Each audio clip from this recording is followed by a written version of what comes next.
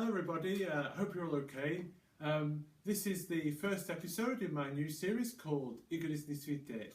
And in this first episode I'll be talking about the four countries in the United Kingdom. So the first thing I'd like to say is that Nihongo de iu Igilis wa Eigo de iu the United Kingdom of Great Britain and Northern Ireland. So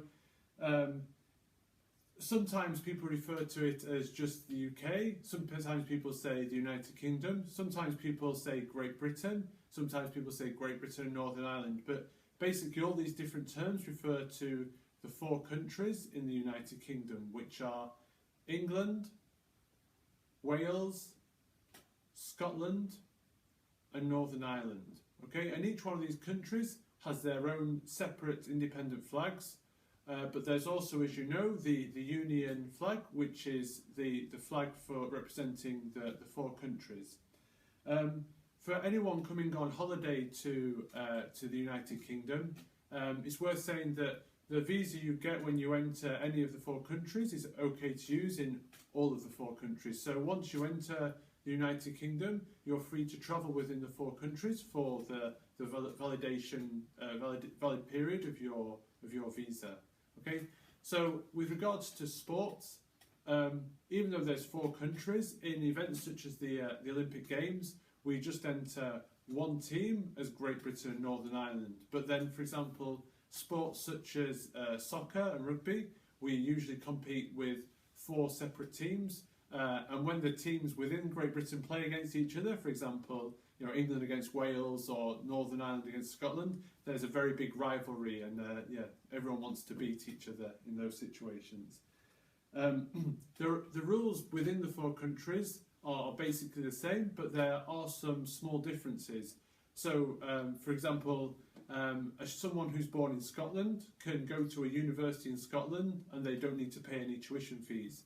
Whereas somebody born in England who goes to an English university, they have to pay tuition fees. So the different countries have made some of their own rules. But basically speaking, in everyday living, the rules are more or less the same.